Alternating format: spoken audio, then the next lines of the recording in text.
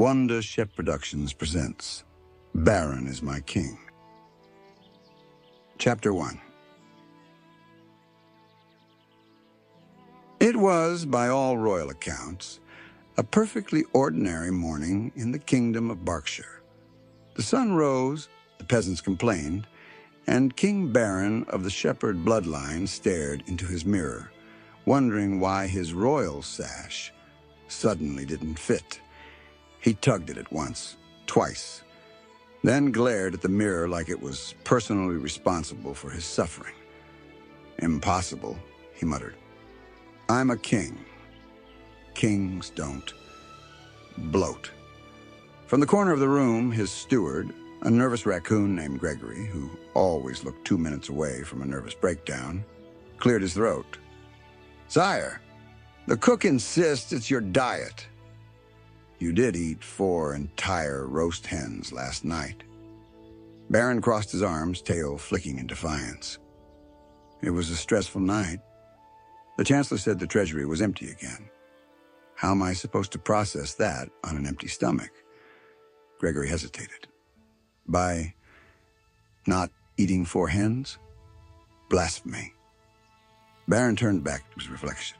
His fur was immaculate, his crown perfectly tilted for maximum intimidation.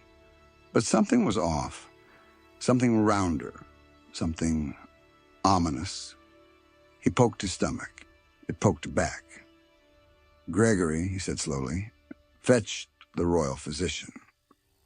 And perhaps a priest." The royal physician, Dr. Maplewisk, was an elderly hare who'd served 3 kings before Baron and had long stopped being surprised by anything.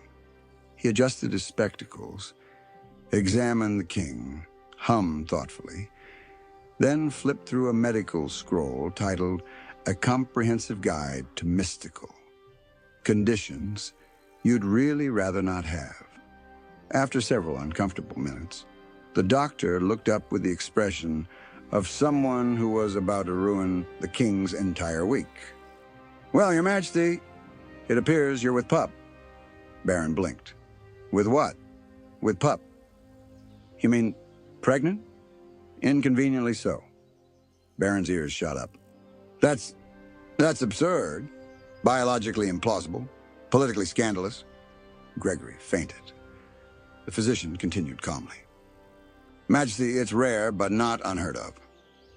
Ancient shepherd prophecy speaks of a king so full of pride, the universe decides to humble him personally." Baron's eye twitched. "So I'm cursed with divine irony?" "Essentially." He slumped in his throne, crown slipping slightly to the side. "Wonderful. First, the peasants riot about taxes. Now my own body's staging a rebellion." The physician nodded sympathetically. "I'll prescribe bed rest and chamomile. Also, perhaps avoid stress." Baron gestured broadly to the open window where distant sounds of chaos and barking echoed through the kingdom. "Yes, that should be easy." By evening, the news had spread through the castle faster than a bad haircut at court. The knights whispered, the maids gossiped. The royal chef began planning a new menu for His Majesty's cravings. A passing jester was overheard saying, "Well, you know what they say, 7, 8, 9, but 6 is afraid of Baron." Baron threw a goblet at him. As the moon rose, Baron stood alone on his balcony, paws resting on the railing, staring out over his sleeping kingdom. "Pregnant," he said to himself, testing the word like a bad wine. "Pregnant. Me. The most powerful dog in the realm," he sighed. "If anyone asks, I'm calling it a royal expansion project." Somewhere behind him, Gregory's voice quivered. "Shall I prepare the royal nursery, sire?" Baron didn't turn around. "Gregory, if anyone so much as hangs a mobile in this castle, I'm abdicating." But deep down, in the kind of way no king would ever admit, Baron couldn't shake the feeling that this was only the beginning of something very stupid.